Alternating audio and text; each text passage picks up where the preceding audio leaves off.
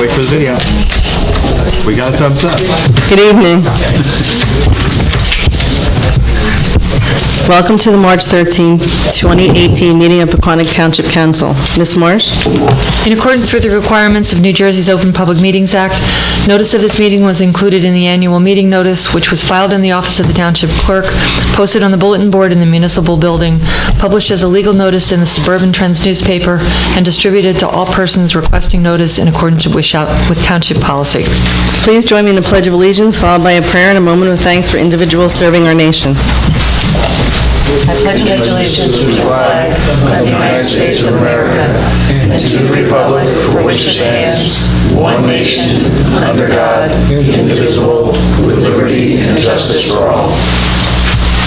Most gracious Providence, we ask that you bless this governing body with an abundance of wisdom and understanding, so that every deliberation will result in actions which will promote the common good and the general welfare for all the people of Pequannock Township.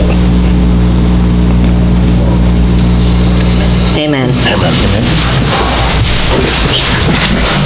The clerk will please call the roll. Mrs. Florence Lynch? Here. Mr. Hurd? Here. Mr. Cole? Here. Mr. Phelan? Here. Mayor Winterfield? Here. The next item on the agenda is presentations, and we have a really special one tonight for David Way. Will Council join me? I'm going to stay up here because I don't want to get anybody sick. Please. Everybody remember. There's too many people that I can get sick.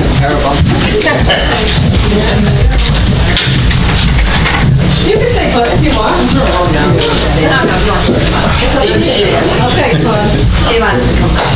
You want to come on up or you want to? Here. You want to come up? We can hold you. You're two strong guys. I'm just leaning against the back here. There you go. Tonight is a really, really special night. David Way, I met him and his wife when Melissa, Rich, and I started to run for council. And I have to say, I've never met a wonderful couple who were just so giving and giving of their advice to us. And he is the true person to really represent what volunteerism means in the community.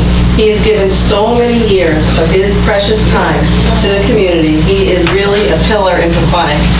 And he's an example of what it's like to volunteer and give your time and really make changes in the community. So I really, I'm just so happy to do this.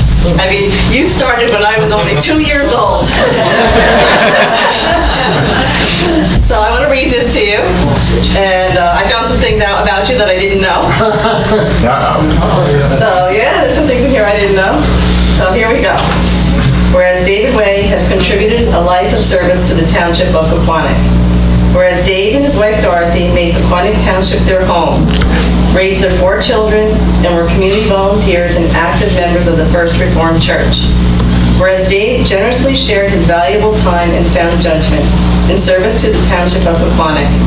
As councilman from 1959 to 1962 and mayor in 1962, and on various boards and commissions, volunteering on the library board from 1963 to 1974, and as a member of the Zoning Board of Adjustments from 1975 to 2017. Yeah. Dave served the township for nearly 60 years, demonstrating excellence in volunteerism and civic duty. He really is an example of civic duty. Whereas Dave was a pioneer resident of Cedar Crest Village, where he devoted energy and service to his new community, facilitating voter registration and voter information, serving on the Resident Advisory Council, and working for the benefit of the Resident Care Fund, charity where a store, Dave's Den, was named in recognition for his efforts. Yeah. Now and therefore, on the behalf of residents of the Township of Pequannock in the County of Morris, State of New Jersey, and me, Mayor Kathy Winterfield, and my Township Council, do hereby express their gratitude and their admiration to David Way for his many years spent in dedicated service to the Township of Pequannock. Yeah.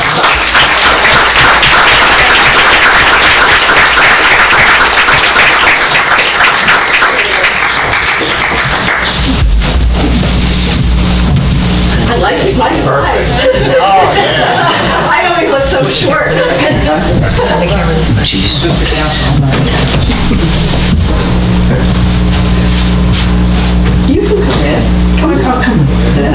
sit in front.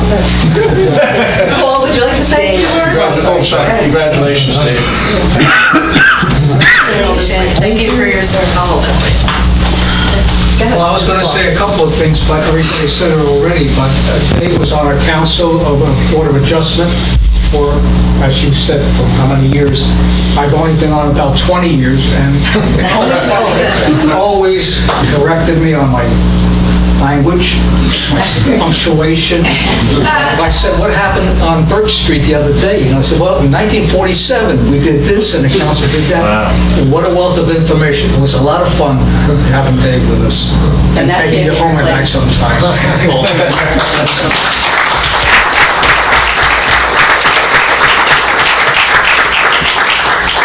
One more.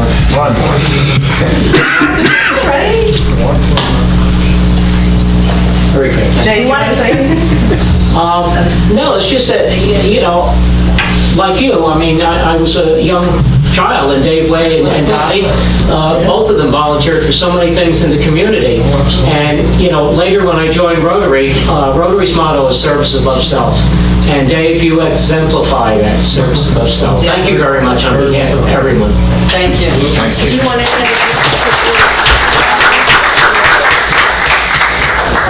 want to be in pictures?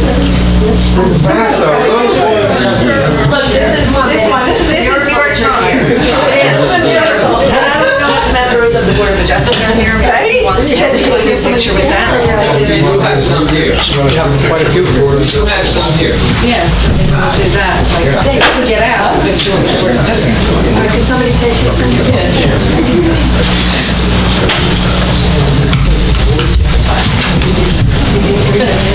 Everybody's in. Okay.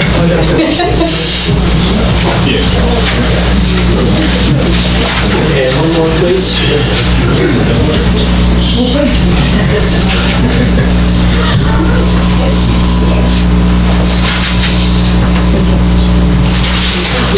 All right. I think there's some Board of Adjustment members that have been here for a long time. You guys should take a picture.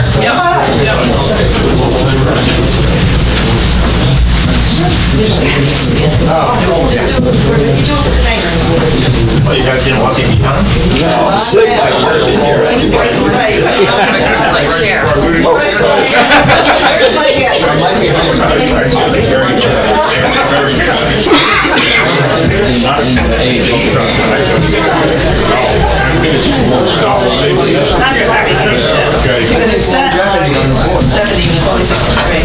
A little closer. Pretend like you like each other. Paul, move in. Okay, there you go.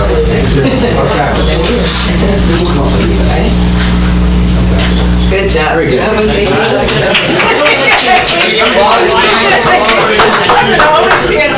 It's always been a pleasure. Wonderful.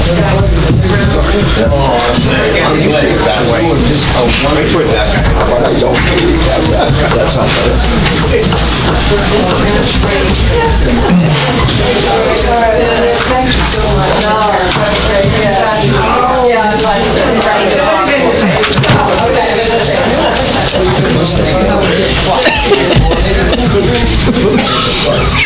sit like that. It needs to take some time. 9.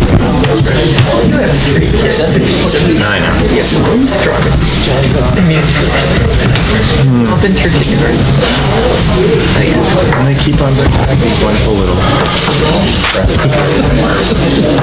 Chad Williams here. Okay, we have another presentation. Good luck. Bye. It's of the Morris Energy Aggregation Co-op. All righty. But you're not Wendy. No, that's what it says, Wendy. I know, I met you. You're not Wendy. I am not. Stacia Scooby. Okay. Say Do you that want me 3 to times. just, can I give a little quick thing before Sure, they go go? ahead, yeah. So Stacia, no, come on up. No, stand That's up. fine. I was going to say, as many of you know, I've been wanting to explore the benefits of participation in the Community Energy Aggregation Program for possible savings to our town residents. So we were talking with representatives from Concord Energy, which you're a representative of, and Alan Zakin is here from Business Oh, I didn't Development. see him. And I also see we have Mayor Bill Chedwigan here. I said that wrong, your last name. Chedwigan. I never say that right. Oh, there he is. And he's the mayor of Wharton, so he's here to lend his support and advice on the program. And my understanding, I'm sure you're going to go into it with your presentation, but I understand there's now over 40 municipalities in Concord's program, which is supported by the Board of Public Utilities, and there's a Morris Area Co-op I guess you're going to be talking about, and I believe Wharton is the host town. So with no further ado, I'm going to let you tell us a little bit about the program. Thanks. Thank you, Mayor and Council, for allowing us to come in. I apologize if my back is to anybody. Can you guys hear me okay back there? I don't have the mic. Okay, great. My name again is Stacia Scaduto. I am here representing Commercial Utility Consultants of ICUC and also Concord Energy Services. Both of our companies team up to basically manage programs like this. As stated, we have over 40, actually almost 50 towns that we're working with throughout the town on a similar, on this program. And they're in some status of going through the program on renewal terms, and some are introducing ordinances, et cetera. So it's been great. We've been running it now for 4 years. It'll be 4 years this summer. So basically what I'm going to do is I'm going to go through the presentation, and then I can open it up for questions. So if everybody can just hold their questions for me, hopefully I'll cover enough and I'll answer, and if not, I can get to it at the end. Okay. Okay? So what we're going to start with is the basic information about how utilities work today and how the rate is set on the bill that you get from JCP&L today. And that starts with energy deregulation. Deregulation is a big word, but basically all it means is that it's a separation of the two components of your bill. Those two components are delivery, which is getting the energy to your house, the wires outside, and then the actual supply, which is the energy you're utilizing. So deregulation happened in 1999 in New Jersey as well as many other states. And basically what it did is it separated those components. So previously, all utility companies, JCP&L, Public Service, Atlantic City Electric, they, prior to deregulation, controlled both of those components and set the rates for how much you would pay. After deregulation and the separation of those components, the utility companies only control the delivery charge to you. Okay, and the illustration here shows that. So pre-deregulation, it went from the power plant to the utility company to you, and this is electricity we're talking about. And then after deregulation, it went from a power plant to a third-party supplier to the local utility company to you. And this is important, and I spend a little bit of time on this because most folks don't know that in this case, Jersey Central is not generating the electricity that we're using in our homes. I didn't know it before I got into this industry. My main concern was when I flipped the switch that the light came on, right? And that's about all I knew.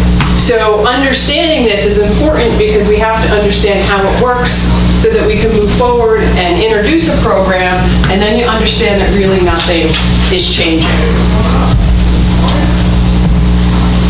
So if that's the case, and Jersey Central isn't generating the electricity anymore, and they're not setting the rate for what you're paying for that electricity, then you might say to yourself, well, okay, that's fine, but how does it work? So the BPU, which is the Board of Public Utility, which is a state department that oversees all of the utility companies and anything having to do with energy or gas, they have an auction every year, and it just happened about 2 weeks ago. And it's called the BGS auction, and BGS stands for Basic Generation Service. Basic Generation Service is just an identifier or the default supply for where you're getting your electricity.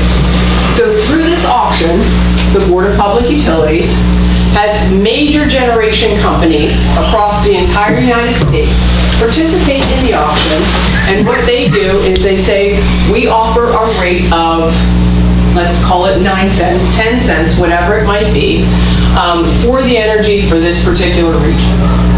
And then the board says we accept that rate or we reject that rate, and they award these contracts for all utility generation to these folks that are listed on the TV here. So 2 weeks ago, all of these companies participated in the statewide auction, and they were awarded, and the rate has been set. Okay, so just to kind of overview, the state has an auction, they pick the suppliers, the ones listed here, and that rate is set. Everybody with me so far? Awesome. So, what is community energy aggregation? What we're talking about here this evening.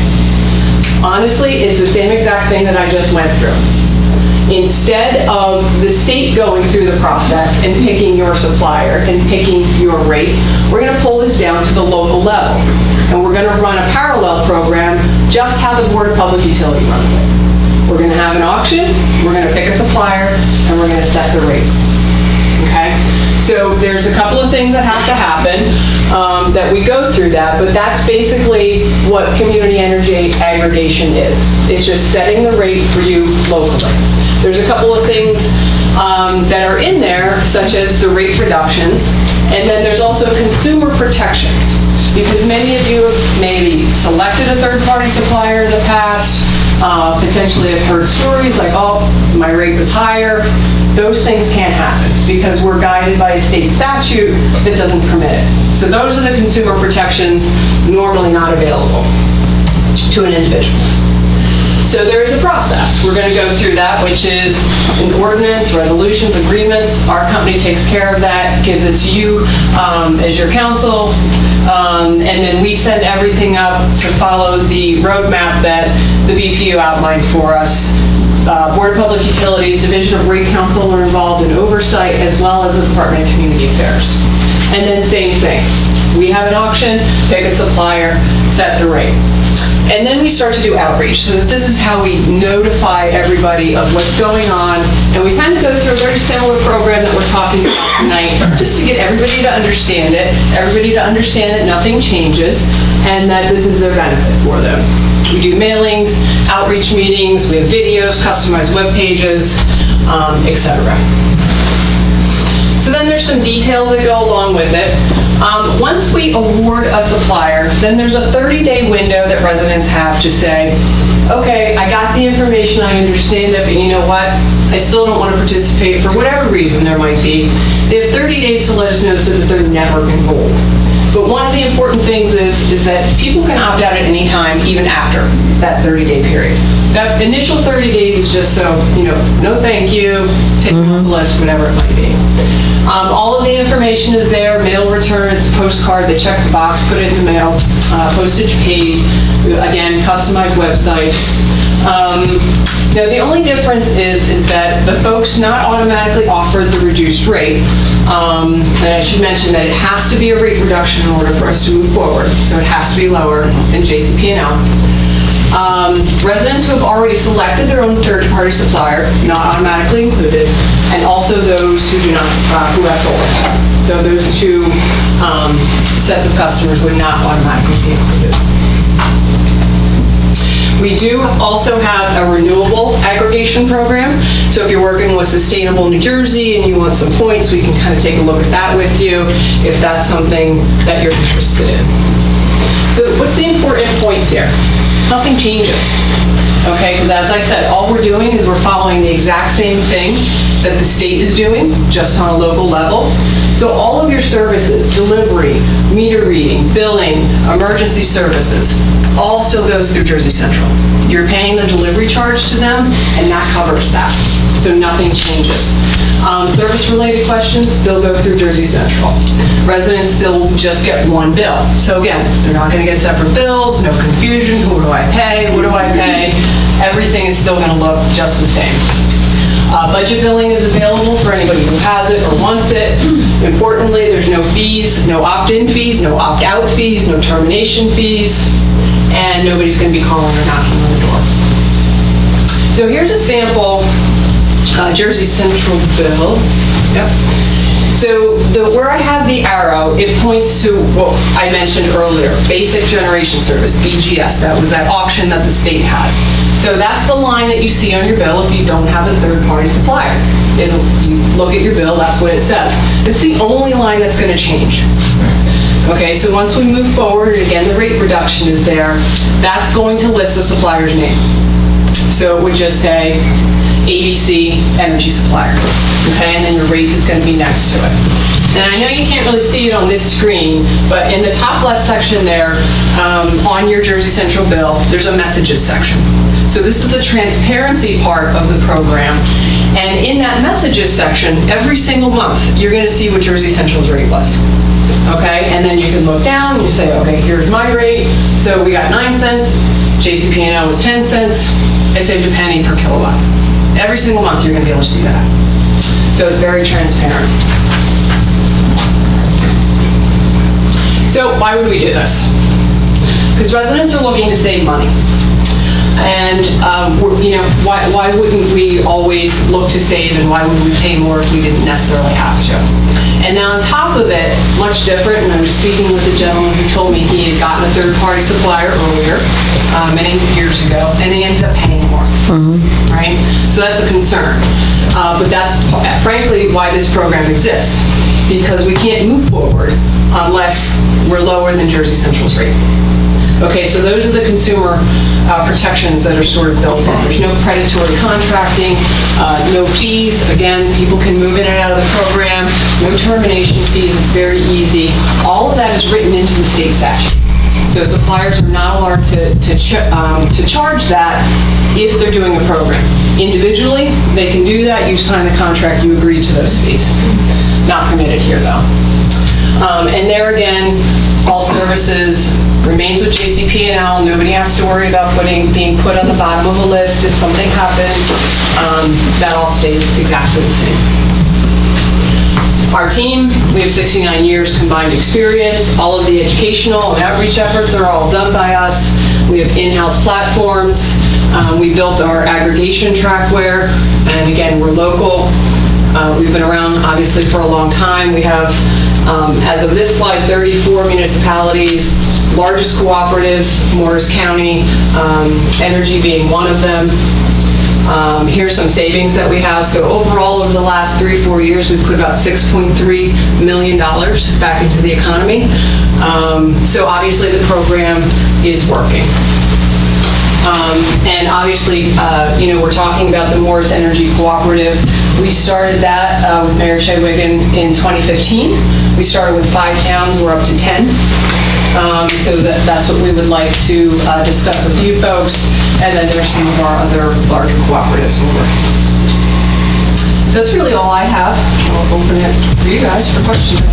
I have 1 or 2 questions. So in discussions, I understand the ordinance, the only reason, like if we decided we wanted to do this, the only thing the ordinance does is allows you to move forward to review the accounts to see if you thought there was a savings. It doesn't mean we have to partake in the program, but that's the first step. That's correct. That has to be taken. Like you don't know right now whether it's worth our while or not until you move forward. The ordinance legally allows you to open this up, and in order for us to get any information from JCP&L, they need to see that that was completed, as well as there's other agreements that we provide you with that has confidentiality for the customer accounts, et cetera, et cetera. So yes, but you are absolutely correct. It opens it up. It does not commit you to anything until we're able to say, here's what your rate is, would you like to join or not. So then there's another ordinance after that? No, there's just one ordinance, and once you're completed with that, then we can move forward with obtaining some information. If you want to join the Morris Cooperative, for instance, there would be a resolution to just join that cooperative. And that was my other question, the difference between doing the co-op or doing it on your own. There's always options. We can look at it. I mean, you folks are certainly large enough that we can look at it and we can run an auction and see whether or not it makes sense for you individually. If it doesn't, then we still potentially have the option to pull you into with the other 10 towns in the Morris Cooperative. I would think it would be to our benefit to be in a co-op, correct? Yeah, definitely. There's always, obviously you have the larger number. More buying power. And more buying power to kind of do that. So, 3 questions. I have solar on my house, so I'm definitely out of this. But if the town was to pass a ordinance and you were to come in here, you're just going to mail stuff to people and they have to sign up. I can just throw my thing in the garbage and don't worry about it, correct? Well, they don't actually sign up, so everyone is automatically offered See, the rate. okay, but I have, But you have solar, so you would not be included with the program. You wouldn't even get the mailing. I wouldn't get the mail. Would not get the mail. I think you have to- JCP&L, so we would, they tell us who has solar, and if there is sometimes there's one or two funky other rates that aren't part of the standard residential service rate, those are excluded as well. Okay, so, Correct me if I'm wrong, if you're you already have a third party, your solar, they don't even give you those names, right? So you have no way to mail them? They don't give us the third party, they do give us the solar. no, I don't have a third party, I just have solar. That's solar. But they tell us who the solar customers are. Okay, so could you give us an idea approximately what the rate difference between your co-op and the current JCP&L is? Because I know what the JCP&L rate is. I think it's Yeah, 0.104 or something like that. 10.4, something Yeah. like that, yeah. And the current rate, I believe, is 9.6 or 9.7. Okay, so, Or 9.5. So you're saving just about a penny. right, but people have to understand it's just on the usage. There's two charges on your bill. Not okay? 10%, let's just call it 10%, which is round about what they're saving. That's not on the entire bill, Right, so, just on the energy portion. so on my bill with solar is probably $500. I'm embarrassed to say that, but I would save, don't ask. Anyway, I would save approximately $20 or something like that, because there's the rate and then there's the transmission rate. Okay. So if we pass it, and I don't want to, I have to opt out, I'm automatically in? Right, That's so, exactly yeah, what she said. Just like the state runs the program, right? If you don't want the state rate that they give JCP&L and you go and look otherwise, right? Same thing. That's why it's run exactly parallel. So everybody gets the rate unless you don't. Well, here's the big question. I mean, the JCP&L, I think the response time with this last storm was horrendous. If we do this for the town, It's going to be worse. is it going to be worse? No, it doesn't change, and we get that question a lot, and I understand why that comes up. But it doesn't change because, again, they're buying the electricity elsewhere. They do not care where you're getting it from, okay? By deregulation, which is a state mandate, okay, it doesn't matter to them if you're getting it from this person and you're getting it from that person. It bears no difference, nor do the guys on the wires out there have a list to say, well, you know, these folks are with this company and they're getting it through the default rate. But JCP&L's got to be making a profit on that generation charge. They make a profit, where they make their profit is on the delivery. Right, but Okay, if the they're paying... generation, so let's just call your bill, like you said, it was 500, let's just call it not solar, right? That it was just straight energy usage. It's about, not quite, it's about a 50-50 split, okay, between the delivery, them getting it to you, and the actual energy. So when we pay your $500, they take that $250 and send it to Exelon. Okay? They make no money on the supply. So how could you buy it at a lesser, how could you buy it at a lower rate than JCP&L? Great question. So, again, as I showed you, all of those major generation companies throughout the country, right? They're participating in the auction, and they have to supply the entire state. Okay, and in this case, we'll talk about just JCP&L. So JCP&L's region is actually pretty big. So they have to say, okay, well, what makes sense for us to give you a rate that makes sense for you as the ratepayer, as well as them as a company, that they can be profitable. These are gigantic companies. Exelon, number one, probably supplies the majority of the energy on the east coast of Chicago. How we're able to get better rates is because we're working with suppliers that aren't that big. Because they're just not big enough to participate, they can't qualify or be able to service that many customers. So we're bringing the competition into the state. They're looking at, well, we can't service millions, but we can service a couple 100,000. They sharpen their pencil and we get better rates. But people can opt out at any time, you said. Anytime. They're in, but if they miss that window, but they can opt out. So they have that 30 days. If they miss that, somebody's on vacation, doesn't pay attention to the mailer. Who manages that? Prior to any kind of change, which again, there's no change, like, you won't even notice the flicker of the lights. Prior to the change on the bill, let's say, JCP&L is going to send a confirmation letter saying the program's going to start, here's the date. If this is an error, another 7-10 days to rescind. If they notice it 3 months later, hey, what's this on my bill? I wasn't paying attention. I want the higher rate. You're out. Who manages all the phone calls? We do. You do? Yeah, so we have an in-state call center. It's in Butler, New Jersey. So that's for opt-outs only. Any other questions, comments, concerns, whatever it might be, it's myself and my team. If I could just add some things. Come on up there. Yeah, come on. You will get some phone calls. I'm sure. Talking about that. Town hall. Really? Well, we certainly have gotten phone calls, but when we first initially did this, a lot of towns says, hey, let's see how you make out, and we'll see if we're going to come in later on. Well, it's been 2 years, or over 2 years, and we've saved over $100-something thousand, $130-something thousand in that time period for our town. Now, I say for our town, it's for our residents, because the town doesn't really get anything out of it. It's your residents that get the benefit of it. And I've had people say, oh, I don't want government coming in telling me how I'm going to do my electric. Well, it does now. Right. It already does it. So that's a force to start with. I've had residents actually come and they opted out. They've come to our meetings and said, how dare you? I looked at my bill. It's not JCP&L. And actually, it wasn't even JCP&L. It was a third party, actually, that they had. They came back and they asked, how do I get back in? Because then they realized they were paying more money. The system does work. We're very happy with it, and you can see it has grown with other towns that has, come on over the past couple of years. So it's a good program, and our residents are very happy with it. So what did you say the town has saved? 130-something thousand over that period since 2015. Is that all the residents? All the residents. That's the residents. That's the residents. Roughly how many? We have 7,000 residents in our town, so I don't know how many you have in your town. 16. Yes. 16, so you're double us. So If I recall correctly, I think with the whole Morris group, and I don't remember Wharton specifically, but it was around a 10% opt-out rate. So 90% of the residents said. Okay. And I want to add another thing to it too is I do a newsletter every month to my residents, and what I do is periodically I put in about opting into it. So people actually, their rate, they have gotten more people that have gone back into it because I remind them through the newsletter, if you want to get back in, they can get back into it. We just had a renewal with the group October-ish, maybe September.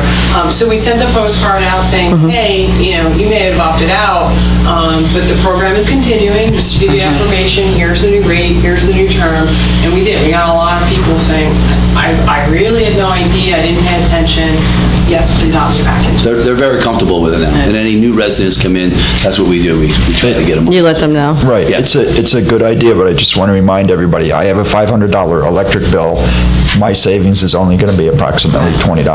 Just put it in perspective. And I think that's the only reason we've never really moved forward on it before, because it seems like a very small savings, but I guess until you look, you don't really. Well, that's a difference when somebody's cable bill is creeping up and they're looking to offset that amount of money. It's not a bad idea. People who are on fixed incomes, it means a lot. Well, not saving a lot. I use the analogy. Look, I'm a business development person, so I'm on the road a lot, right? And so, okay, I look at my car monitor. I need gas. Which one am I going to? The one that's cheaper, because I'm not going to pay more for the same product. I go to the one that's closest. I go to the relative to how much gas. How far down that little light is, right? But typically, when you have the choice, you're not paying more. Right. So yes, it might only be $20, but you know what? Like, my son just graduated and he eats a lot of pizza. $500 is a huge electric bill. It's not a small electric bill. It's giant. Yeah, it's giant. So, I would love to stand up here and say we're going to slash it by 50%. No, it's a good deal. I don't want you to think I was knocking it. I'm just putting it in perspective for people to understand. I do have a question about, it has to be residents, not any of the businesses? Correct. So the tariffs are actually different. So if you're operating a business, it works more, they're just different rate structures. So like a Cedar Crest would not be included? Not unless they're residential service. So every type of service is broken up into a different rate structure. So if they're listed... And it's in their maintenance, then it's not... Then they can. And that's because of how the legislation was written. It's just for... Yeah, it's like that in every state. Okay, so any of the condominiums, like right next door here, only their individual bill, not to run the common area? Okay. But they're individual. Okay. Individual. Now, if the apartments... sometimes they're there. It's not really worth it. We have no control of that. It's just a matter of whatever the class. But it's purely residential. I just wanted to clear that up. No, it's an interesting concept. Like you said, it's not a lot, but it's something. It's something. And you look at it and say, when do we have opportunities to give rate reductions really and everything? And here's an opportunity. It doesn't cost you anything. If you do have any expenses through your attorney for reviewing it, they can be reimbursed for you. The one main thing, again, is in the statute that town's not allowed to make money on it. Yeah, no, we're looking just to do something for our residents. If it's going to save something for our residents, that's why we're looking at it. And it goes to auction every June? That particular auction that I was talking about is the state auction. Oh, all right. So what about this one? Yeah, so we would run this, depending on whenever we get through the process that we have to go through.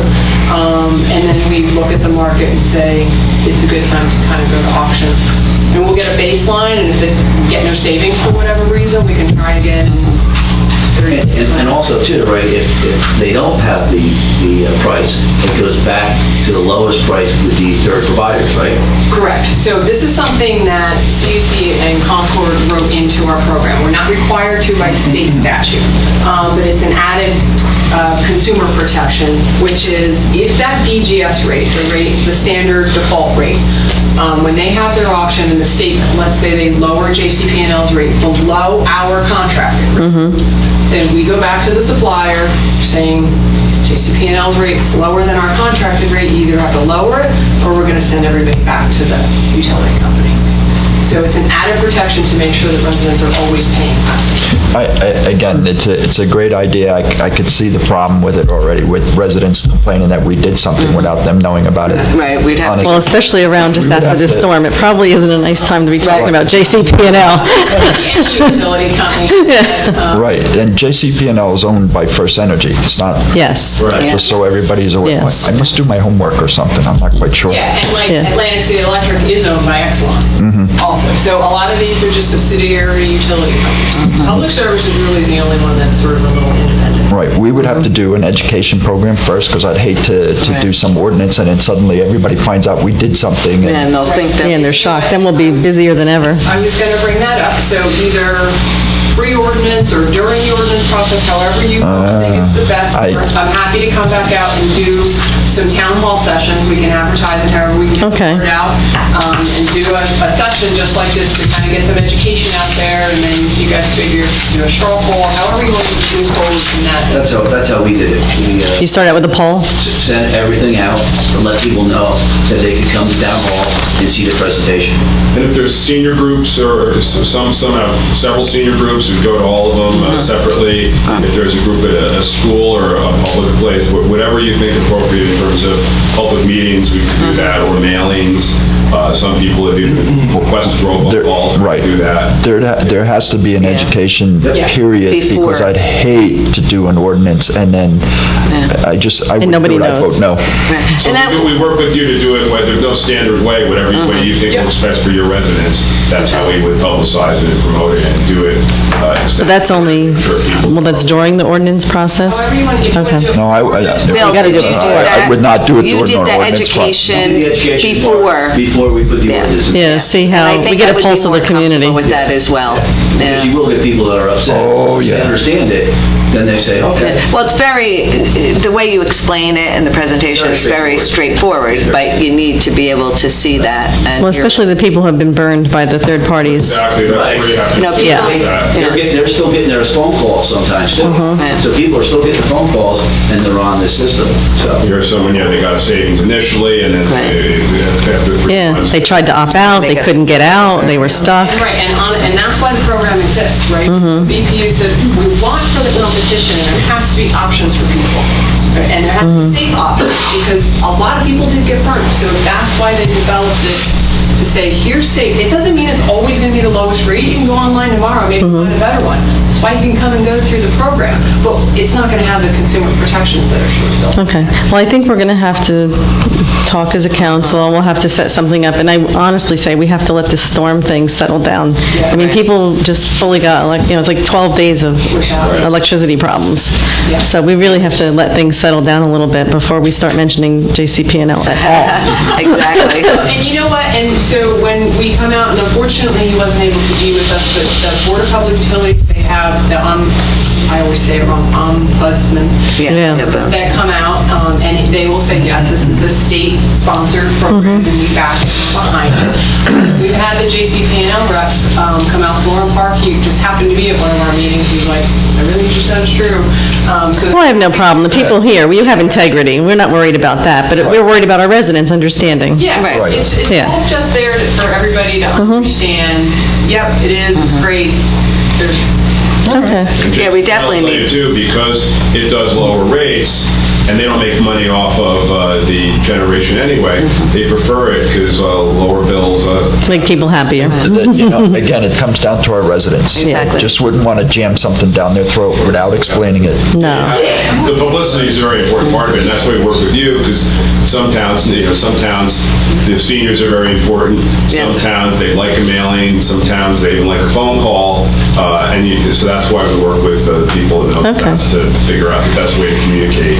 Make sure you reach them in the right way. I have another quick question for you. How many years have you been doing this, did you say? We've been running this program, it'll be 4 years. 4 years. Have you had have you had towns that tried it, but then they didn't, they decided not to renew the following year because there was no savings, especially around here, I'm looking.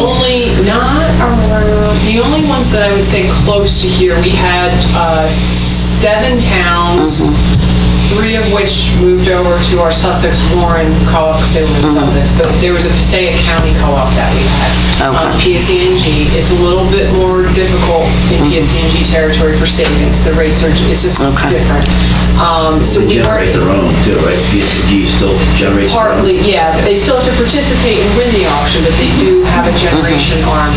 But we weren't able to get savings for them for the next. All right, so you have an idea of how to do this. You have some experience. For the Morris one, there have been, they've been growing. They've all the ones that started when Wharton started are still there. We started with 4, now we're up to 10. And you have a lot of lessons learned, I'm sure. Absolutely. Yeah. So I was going to say to your point too. And we're talking to another 3 or 4 that are in some stages. Okay. And we come and we camp the week that mailer goes out, we come and camp out here, so to speak, so that this way we can kind of take it off your staff. We're here to answer questions. People want to come in. Those lessons learned throughout the years. You learned a lot. And that's what would be important is, yes, we want to give some good service to the residents, but we don't want it to cost us a lot of money. Those situations where you have the person that says, my cousin got burned with something like this, or I got burned, or someone offered me frequent flyer miles, and I thought the rates went up. Right. So we're here to deal with that and explain how this is different, and this program, as Stacy said, is here because of those scams that went on. Okay. Well, we'll talk about it. I think it's very interesting. Thank you very much. Thank you. I appreciate all your questions. Thanks for coming. Thanks for And coming. could you have the presentation? Give it to Carol and send it to us? Yeah, she'll email it to us. Okay, thanks. Thank you so much. Yeah, you're welcome.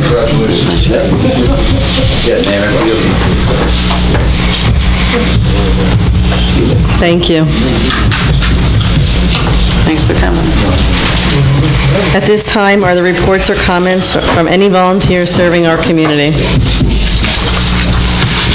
Anybody? Louise? No. Just don't want to miss you. Tom? Thank you. The next item on the agenda is public comments. This public comment period will be limited to a total of 30 minutes. An additional period of public comment is reserved later in the meeting. Individuals are requested to limit their questions and comments to 3 minutes. If anyone wishes to address the council, please wait to be recognized, to come to the microphone, and provide your name and address for the record. Don't stampede up there, guys, right? I'm sorry, I'm sick, Come on up.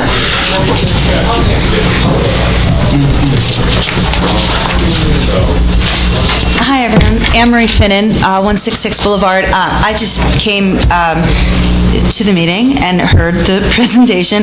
And just to Mr. Fallon's point, thank you. That was helpful to put the savings in perspective with, as you say, a large bill. And I only know what I learned tonight, so I obviously don't have an opinion about how you folks should proceed. But I will say that judging from that savings, with my smaller bill, much smaller bill, if I was to save $5 or $7 a month, I would want you to know that that would be meaningful to me. If I'm able to lower my cable bill $5 a month, I'll spend an hour on the phone to get it down, because over the course of a year, that's $60 or $100 if it's, $8 a month or whatever. So if that's, helpful for you to know. I agree with you 100%. Yeah, I got that. But you were It's just trying you to don't give want us to a jam it sense. down people's Yeah, I want to make throats. sure everybody's on the same page. I don't even know what page I'm on, except that if it truly is what it sounds like and everyone understands it, and if the saving was only going to be, less than $10 a month, I think that's still meaningful. Thank you. Thank you all. Thank you. Dinner out.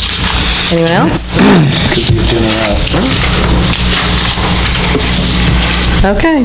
Tom, were you getting up? Don't let anybody move. Okay, if there's no other public comments, we'll continue with the agenda. We don't have any public hearings this evening, so we'll move on. There's no ordinance scheduled for introduction, so next on the agenda is resolutions. Ms. Marsh. Council's consideration this evening, resolutions beginning with R 2018-66, authorizing utility office refunds, overpayments, or cancellations. 2018-67, authorizing release of designated escrow deposits. And R 2018-68, approving payment of the itemized claims as set forth on the March 9th, 2018 bill list. Thank you. Are there any comments on the resolutions from council? No. No? Is there a motion to adopt these resolutions? I'll make a motion to adopt Resolution 2018-66, 67, and 68. Is there a second? I'll second it. Roll call? Mrs. Florence Lynch? Yes. Mr. Hurd? Yes. Mr. Cole? Yes. Mr. Phelan? Yes. Mayor Winterfield? Yes. There are no items for discussion. There are no reports or notices. So next on the agenda is the manager's report. Mr. Holberg. Okay, the swim team has indicated that they'll provide a contribution towards the swim lanes of slightly over $1,000. Lane markers have been ordered and will be installed after the dock is completed, ready for the season. Township has submitted our preliminary cost assessment for the two winter storms that impacted our area last week to the County Office of Emergency Management.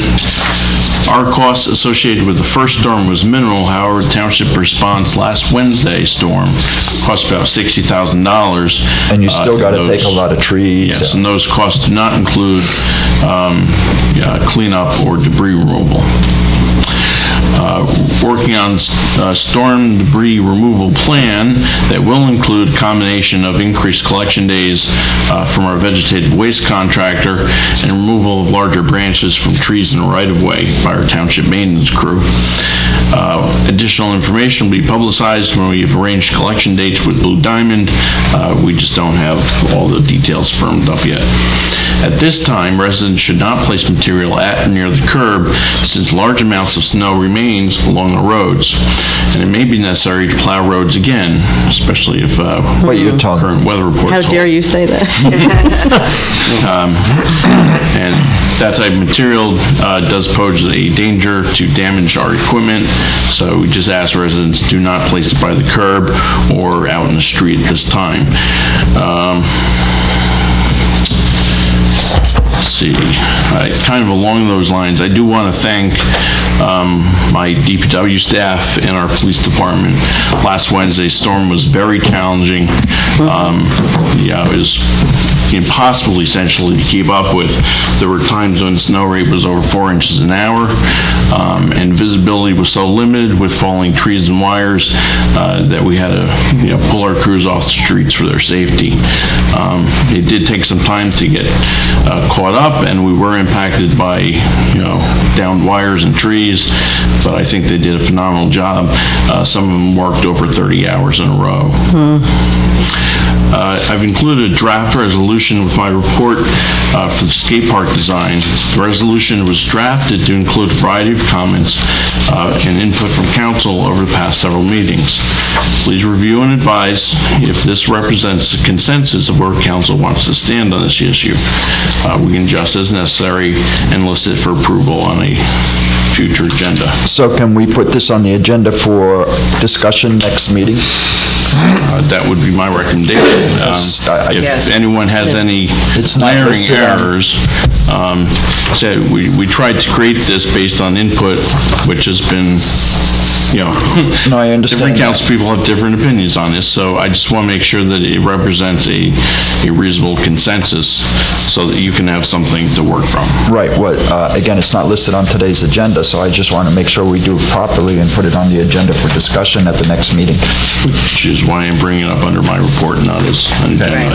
That way everybody has time to think about it. This way you don't have to just be hit with it. And before that, if you have any input, should we hold off till the discussion meeting? Well, if you've got any serious concerns, get it to me, and I can either make adjustments or make a list of items that you guys want to discuss. Okay. All right. That's why we put it on for discussion.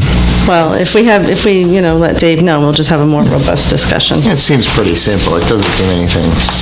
Okay. And the last is the growing list of spring activities over the course of the next several months. Spring is coming. Spring has come. My electric bill gets even higher. The next item on the agenda is council reports. Councilwoman Florence Lynch. Yes, just a couple of things. Dave, I'm glad you brought up about the branches, because I'm sure we all have been getting calls from residents asking what they should be doing with their branches. So as of right now, they should not be really doing anything with them except they can start bundling them for collection. Right, now. But they do need to be cut and bundled, right? For Blue Diamond, our normal collection, they do have to be cut to 4-foot lengths and bundled or put in barrels. For smaller branches and leaves and things like that, that's certainly appropriate. We understand there's some very large limbs out there that need to be dealt with. At this point, our crews need to deal with right-of-way and township-owned property. We have several weeks worth of work just to keep our own crew busy, just to make roads safe and parks safe. For very large trees that are not township trees, homeowners should be advised to contact a tree company. We just can't, as a public entity, take 4,000 properties worth of trees that have fallen. Somewhere in the middle there, I'm sure we will come up with a plan to deal with those limbs that are not large enough to require a tree company to deal with, but too large to be put in normal Blue Diamond Monday vegetative. And that's where the plan will come in. That's yet to be defined. I'm working with both Mark and our tree crew and Peter and Blue Diamond to figure out where that division is going to be. Has Blue Diamond started? Really, we can't do any collection until the snow's gone, so it's not like we're going to be out there later this week starting to pick branches up. Dave, has Blue Diamond started to pick up yet? Or no, that would normally start the first Monday in April, which I think is the second this year. If possible, we'll try and get them in a couple days the week before that, and they may want to add a couple days of collection just because of sheer volume. So. Well, we're going to have to figure out how we're going to communicate that. Right. Yes. That's going to be key. If we do it and nobody knows, then what do we do? The electric thing, right? Yeah, right? Exactly. So a couple other things real quick. I'll be short. My report, the Economic Development Committee held their February meeting. A couple of things that came out of that meeting. I think I told you last time they were holding they held a roundtable discussion with a commercial realtor that's in the area, Harry Rosen. He's been around for many years, big commercial realtor. And they thought it was very informative and are putting together a report from that. I know some of this stuff will be addressed in the new master plan update that we'll eventually do, but the groups stressed again the need to start to envision what we want to see on Route 23 now that sewers are going in, and Harry had mentioned the quarry in Riverdale, and that's soon going to be open up with acres of land to redevelop, and it would be nice if we can start to really, address our area, because that's going to be a really up-and-coming area. The only thing holding, up until now, I believe the only thing that's really been holding up development on 23 is the fact that we didn't have sewers. The flood area you can deal with. It's now that we have the sewers going in there. What are we, about a year away from sewers on 23 there? Yes. Yeah, okay. When do you think that's starting, Dave? Bid specs should be ready within the next couple months. We should be able to put it out to bid and award for construction over the summer. And it should be less than a year of actual construction, so. All right, that's good. So just something we need to start moving on. The committee also voted unanimously to make a change, which we've talked about before, but they wanted me to come back to get specifics. They want to definitely move forward with making a change to that professional business zone, which we've talked about many times on Newark-Pompton Turnpike, and they want me to get specifically get the steps that we need to move forward to the planning board for that adoption. I told them, you need to get it in writing, and you need to give it to the council, and you need to give it, copy the planning board and the council on that so they can review that and make changes. So basically, we all know what that's about. The ordinance says that, and I guess an owner of the business has to live there, but we've always allowed the professional use without living there, so that's like one change they want to move forward on. So I told them again, because I had called the chair today, and I said, where is that recommendation? They said they voted on it at the last meeting. I said, where's the document? Because that's what they need to do, is give us in writing the document. Is that correct? That's correct, right? Okay. And they're also working with the clerk's office to get letters out to will be working with the clerk's office, if they haven't already, to get letters out to property owners for a May, I think they're looking at a May meeting, and they'll be soliciting information from the online surveys and having that prior to the meeting. So more to come on that. Other than that, I think I've brought up everything else in the past. Oh, that's great. No, Councilman Hurd? Yes. Two things that I have really quick. Grains of Hope. We still need more volunteers for 2 shifts, for the 2:45 to 4:30 and 4:15 to 6. I need everybody to sign up. I'm about This is for Saturday or Sunday? That is for Sunday. For Sunday. So they're good on Saturday? I'm good on Saturday. We have enough volunteers for setting up. I'm about 230 volunteers short for Sunday. And again, that's the 2:45 to 4:30 and 4:15 to 6. You're right there? I'm sick. Do you guys have a time frame you want to sign up? I think we should sign up. I know, it's my son's birthday. So as many people as possible. Melissa, I'll go with you. Yeah, if you're not sick. You're right on the food, right? Well, you're not getting us sick. I'll be there.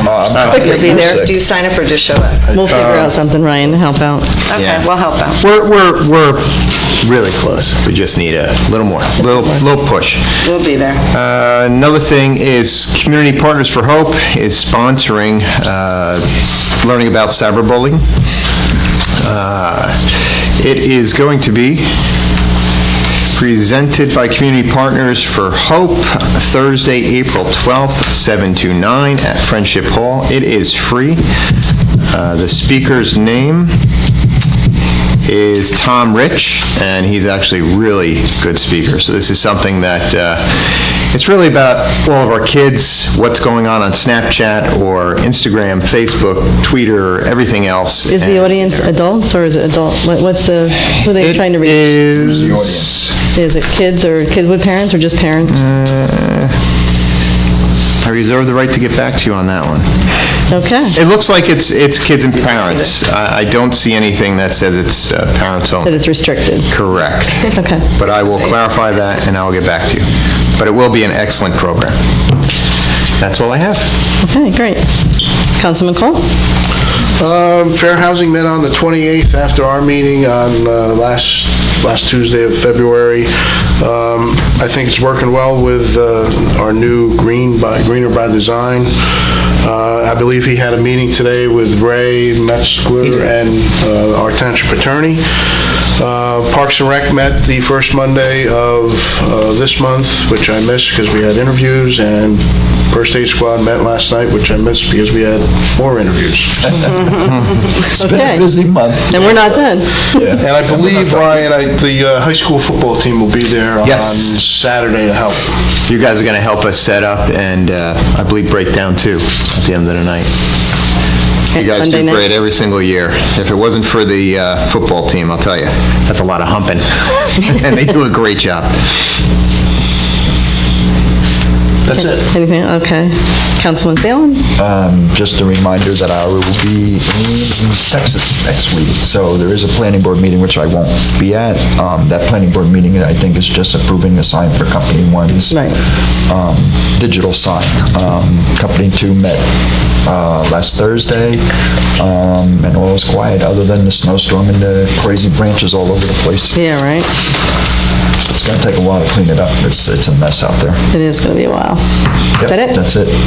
Okay, I just have a couple things. The Historic Commission meeting was canceled for the second month in a row due to storms. So I don't know what's going on. Must be a sign. Yeah, the Environmental Commission meets tomorrow night.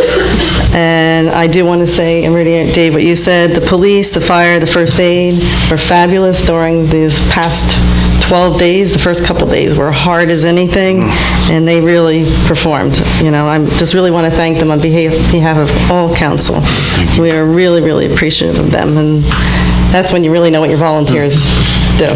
Yeah.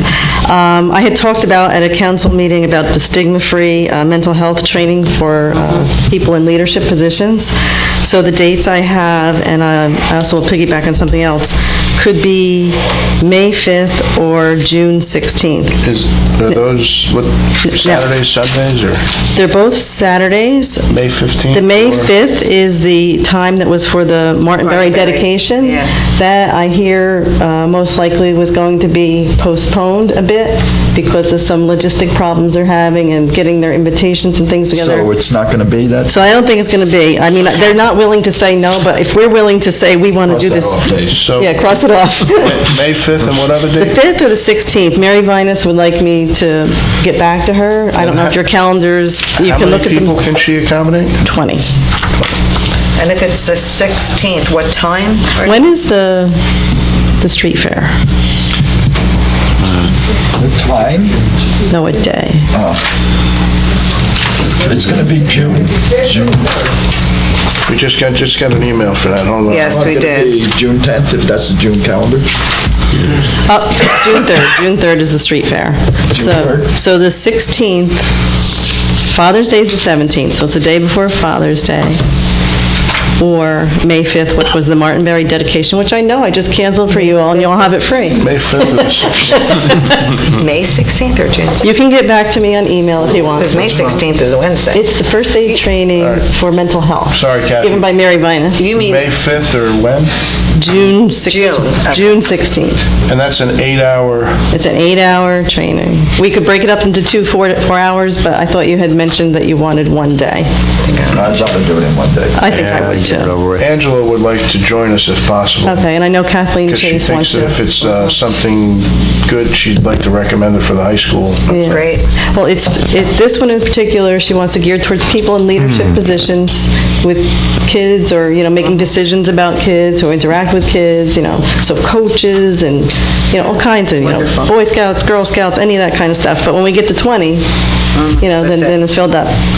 What do you want me to tell her? May 5th then, tentatively, or? Yeah, I will look at my calendar when I go to work tomorrow. just to double check. Okay, everybody just shoot me an email, because I really think it's something can that do either we've or, as declared long as being I know now. stigma-free, we've done nothing to march into, to No, live I think into that. it's great. I think. Cinco de Mayo, the 5th. Yeah. Oh, hey, you're right, Dave. Yeah, we can have a party. Would that be before or after? During. After 4 hours. There you go. Okay. Can I ask one more thing? Yeah. I forgot to bring up before. Somebody had brought up, it might have been Ryan, asking about going for a field trip to the fields. Yes. That was by email. For Washington Park. Yeah, I Yeah, think but right now that Pete's handling all that, and if he needs us, but right now I think he still needs to meet with Little League and stuff. I just wasn't sure if that was something that we. I don't think they're ready. I don't think he has enough information to do something like that. Okay. Yeah. And I have one more thing, and I really, I want to read a statement, and then I'm going to ask Mr. Oostdijk to respond. So, on March 6th, at a public budget meeting, there was an alleged statement made by Sandy LaCourte during the public comment period. These statements were false and a misrepresentation of the facts concerning my involvement in nonprofit Pequannock Skate Park, doing business as Keep the Wheels Rolling, which was formed in 2007. This nonprofit business is no longer operating, and the fundraising efforts were given to another nonprofit involved in skateboarding that served as a portion of Pequannock's residents who went to that facility called Solid Foundation. Part of this allegation by Sandy LaCourte was a request that I recuse myself from voting on the Township of Pequannock Skate Park initiative because of this conflict of interest. I have discussed the accusations by Sandy LaCourte with the Township Attorney, Mr. Oostdijk, and have asked him to address this issue and put the record straight. I choose to serve the skateboard community, both the parents, the children, and the individuals in Pequannock Township. I have been falsely accused of omissions on my annual financial disclosure. I have no self-interest or benefit from a skate park. Yes, I wish to have one, and I once was involved and spent many volunteer hours when my son was a teenager and working on his Take Action project. However, he's grown. He's in law school and resides in New York City. I choose to represent the underserved community. There is a need for fun and physical activities and free play for our youth and families, and an addition of a public skate park in Pequannock Township would be an asset to our already robust recreation and park facilities. And I'll let Mr. Oostdijk address this. Okay, thank you, Mayor. And fairly briefly, the financial disclosure statement is a statement for those who don't know. Many of us sitting here do know what that is because a lot of us fill that out every year. The council fills that out. People who are officers and employees, certain employees of the township, fill out a state-mandated disclosure statement. And what that statement does is it's a requirement of the state that we disclose publicly any business interests we have, any property that we own, any employment that we have. And the point of that is so that the public can essentially look and see whether there are conflicts of interest more easily by that disclosure. So it's publicly filed. It's available through searching on the internet to find those disclosures that people file, and we all do them. One element of that disclosure asks us to disclose any business organizations with which we either own or control, either we or our spouse or our dependents, either own or control. And that's really where this issue came up, and the question was, did Miss Winterfield, have any interest in a business organization that she failed to disclose on her disclosure statement? And the specific question came down to, did she have some involvement in a group or in a business which was called either Pequannock Skate Park, Inc., or there was another term, Keep the Wheels Rolling, Pequannock Skate Park. There apparently is information out on the internet about your involvement with such an organization in the past. So that's what really led to the question. As a result of your involvement in this Keep the Wheels Rolling or Pequannock Skate Park, were you required to disclose that on your financial disclosure statement? And you asked me to look specifically at that issue, and you gave me some information so that I could sort of figure out what that was. Right. Pequannock Skate Park INC was a non-for-profit corporation. It may very well still continue to be, on paper, a nonprofit, an active nonprofit corporation, but it has not really served any function organization since sometime around 2010, when money that was raised for I guess the purpose of a support of a skate park was donated to another non-for-profit, which also works in the skate park community. Since that time, this organization has ceased to exist, and of course, that was also before you were on council that existed. You did have involvement with that nonprofit. Yes, I did. At the time. And if that nonprofit were still continuing today, and you were still an officer of that nonprofit, still raising money and supporting an organization, that still probably would not qualify as a business organization that you needed to disclose, but it certainly would raise questions. We would have to talk about conflict of interest, because even when you're part of a private club or organization, that can raise those kinds of concerns. But as to the issue of the financial disclosure statement, it certainly is not a business organization today that you own or control. Actually, you never did own or control it, because it was a non-for-profit, and no one can own or control a non-profit corporation. You might have needed to disclose if you had been an officer at a given time, at a time when you were filling out the disclosure of that organization. So the answer is pretty clear that that was not something that was required to be disclosed on your financial disclosure statement. Unfortunately, when you find things on the internet and you find information, I can certainly understand where something called Keep the Wheels Rolling sure sounds like a company that might either manufacture skateboards or have something to do with it. It certainly can lead to a sense of, is there some company out there that's involved that you have some ownership of? You do not. No. There is no company out there that you own. So therefore, there was nothing to disclose on a financial disclosure statement. As to a more specific issue about whether or not there's a conflict of interest, well, there certainly is no conflict of interest based on this organization, which doesn't function today, and in which you have no involvement. Frequently when we start talking about, and you know, we have a law today, a local government ethics law, which really tells us, gives us a pretty good definition of when we can, and I'll just read, you know, the applicable section of it. No government officer or employee shall act in his or her official capacity in a matter where he, a member of his immediate family, or a business organization in which he or she may have an interest, has a direct or indirect financial or personal involvement that might reasonably be expected to impair the objectivity or independence of judgment. Now, the most obvious is when you own a business that could profit. So if anybody sitting up here, myself included, owned a business that was actively involved in skateboarding, we would step aside and not get involved in any discussions regarding the skate park issue. That does not exist in your case. It doesn't exist in anyone's case up here, to the best of my knowledge. Frequently, it gets very people have an interest. You have had a passion for this issue of skate parks. Yes, I have. And even, you know, we all know that, those of us sitting up there. It's been publicly stated, and we're aware of it.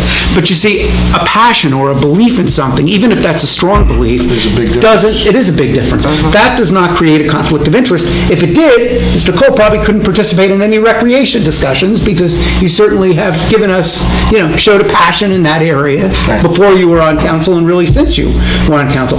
Business development, real estate, you would not be able to participate in any matters that involve that, because that's been an interest. So the fact that somebody has a real passion or an interest for something isn't what creates the conflict of interest. It's, do they have an unusual financial benefit, which I can think of none that would apply here, or some personal effect that would matter. So we don't see any of that as we look at it, based on what we understand your interests have been, and you've always been pretty upfront about the fact that you had been involved in that prior organization. Yes, so I have. I don't really think that surprised anybody up here, that you had had that prior involvement with a nonprofit. So that's my findings on that. Well, I appreciate that, and I just hope that it set the record straight for people who are confused.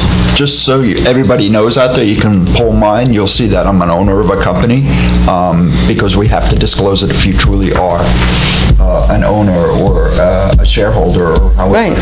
Right. So if you pull mine, you'll see that Hayden is listed on there. Right. But of course, that's a company that has nothing to do with skateboarding. Skate parks. It doesn't? Not at this time. Oh, okay. Not at this time. You don't have one of those things at the office? Lunchtime. But those things are very serious, the disclosure. They are. Yeah, and if you're accused of that, it's very serious. Somebody's hiding something and not disclosing something they should be. Right, so I just thought we had to do that. Well, I really appreciate that. Okay, next on the agenda is public comment. If anyone wishes to address the council, please wait to be recognized to come to the microphone and provide your name and address for the record. Yeah, come on up. Well, we're happy you came tonight. Yeah, come more often. Hi, Anne-Marie Finnan again.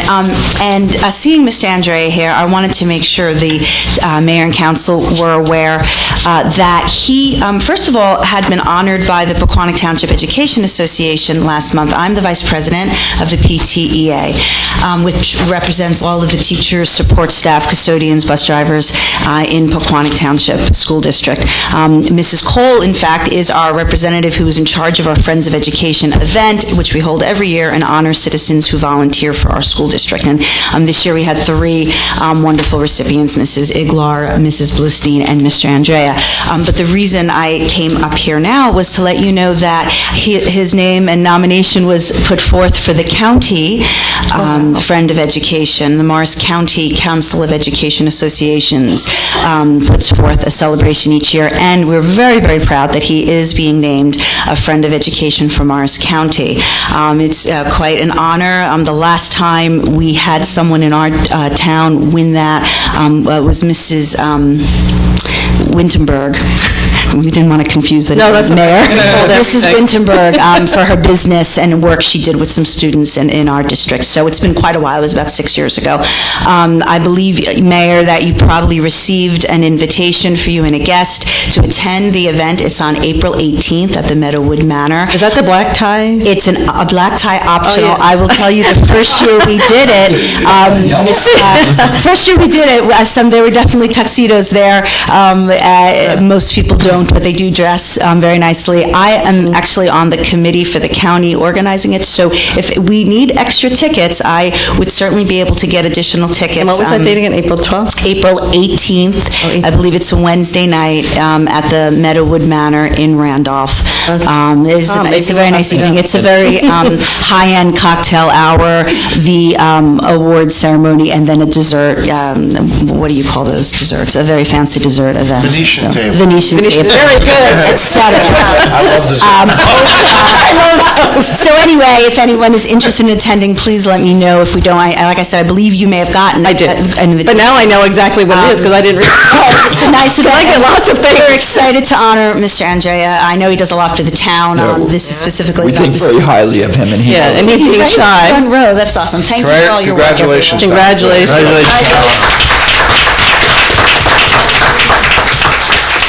Tom, are you going to give us a speech, Tom? Yeah, Tom, would you like to say something, Tom, now that you're up? I'd just like to thank the Parent-Teacher Education. Where do you live? Where do you live? Who are you? Association for this honor. It was really nice. We had a nice dinner at Tavern 5, and it's a big honor to do that. And I enjoy working with the students in town. So, a couple of things I do is like PV Environmental Club, the Chess Club, work through Parks and Rec, Boy Scouts, things like that. So it's really nice, and I appreciate the honor a great deal. Right. Well, I think you're deserving. For the record, that's Tom Andrea, Elm Street, right? 6 Elm Road. 6 Elm Road. Thank you. I don't know if there's anybody who doesn't know you, Tom. You're very deserving. Hey, Tom. Yeah. Tom, we need to get some autograph headshots there. Yeah. Anyone else? Absolutely. Absolutely. Good evening, everyone. Steve Mangieri, 17 Foothills Drive. Two things real quick. Mr. Ustaik, if you could just explain something to me that you were saying that I don't understand so I can understand it better. Sure. Your statement was that if you have a business or personal interest in a project, and then you went into saying that she has a passion for this that's from years back. What is the difference between having a personal interest in something, but it's okay because you don't have a passion and you've been involved in this for so many years? Isn't that a personal interest? No. Okay. I'm sorry? Profit, if you profit from it. Well, let's let the attorney answer, because I really want this straight. Personal is different. Right. A personal interest is a couple things. We talk about a property interest interest, an ownership interest, a financial interest, a financial stake in it. So having an interest in a company that would have a financial stake in a matter, a public matter, would be a conflict that would have you out, would have you need to absent yourself from a vote.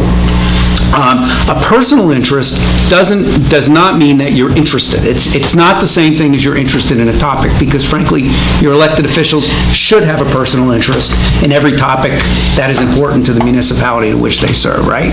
We can all understand that. It's when the personal interest is unusual to you. I'll give you an example of one. If somebody lived next door to where a proposed skate park was going to be, right, and was very concerned about the impact personally on them and their property, that would be a reason not to declare a conflict of interest and not participate in a discussion. It's personal to you. We usually say your interest is somehow different than everybody else in the community's interest in it. And by that I mean your interest would be, there would be something that's personal to you that would generate that kind of interest. Another one that's very typical, let's say your spouse worked for a company that had a potential to profit off of a municipal project. That would be another interest personal to you. So what would be the interest personal difference between living next to this and not wanting it there? Right. And being involved in this for so many years and wanting it there?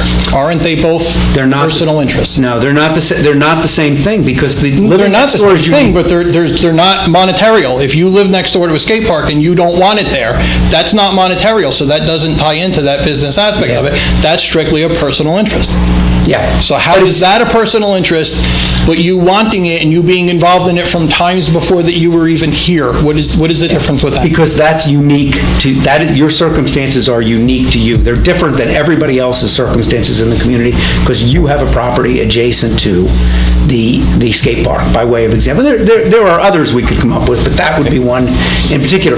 I'll give you another example. I think I would be concerned if a council person, Mrs. Winterfield or another, were in fact an officer or director of a nonprofit today that was in fact out there advocating and fundraising and being part of a group. They're not profiting off it because it's a nonprofit, right? So we don't say they have a financial interest, but their personal interest by being an officer of such a group would be probably enough that we would say you'd have a conflict. That comes up quite often, actually, because say instead of your house being next door to a skate park, your church was next door to a skate park, and they drastically opposed it. You're a member, that's unique to you. We would probably say that could be the kind of personal interest. So as long as she's not a part of the nonprofit, the personal aspect of it is different. That it is. Okay. Yeah. And that's why I resigned from the Boys and Girls Club. Thank you. My other question was regarding the resolution. What is the process from going of we need a resolution to it now being written by the township manager? How does it go from the asking standpoint of it to it now being physically done? Is there discussion within the council saying we want this? What is the procedure from asking for a resolution to actually having it being worked on? It's up to you. It can go in a variety of different ways. Sometimes resolutions are generated directly through the manager. He comes up with an idea. Okay. He thinks it's a good idea. He has this, either I draft it, he drafts it, or another person on staff draft it to present to the council. Sometimes it is generated by the council saying we think that we need to have a resolution on a particular topic. The resolution you're referring to, the one that Mr. Holberg referred to in his report, it's my understanding that came about as a result of the last special council meeting. Dave. Yeah, well, over the course of several council meetings, various council members had indicated they would or would not support certain aspects of discussions that have now been ongoing for many months. To try and kind of bring some conclusion or form to this, I, working with the clerk and the attorney, drafted a resolution which I hope kind of takes the points that all the council people were trying to make so they can have a vehicle to kind of come to conclusion. Okay, so when that resolution is drafted, it comes before everybody here and we say, yes, we want it, no, we don't want it. Is that how this discussion? It's going to go on next. Let me answer this one for you, Steve. Thank you. Okay? This was put underneath our nose today, okay? Tonight, actually. And you heard me say it has to go on for discussion. We cannot discuss this because it's not on the agenda. That's the proper way. And that's a normal process. Right, that's the normal process. Sometimes we'll get a resolution and we'll be like, okay, but we really need to discuss this first. So unless it's on the agenda for discussion, we really can't discuss it. Does that make sense to you? We just saw it tonight. What happens is we get the resolution, it's a draft. So we'll put it on for discussion, and then we'll talk about it publicly. And then I want to add this, I want to delete this. We'll have, and then we'll come to some consensus. Then it will go on the agenda for approval. Right. And there'll still be more discussion. Right. There still could be more discussion. And then it'll go to a vote. Okay. Thank you very much. Thank you. Anyone else? Kyle?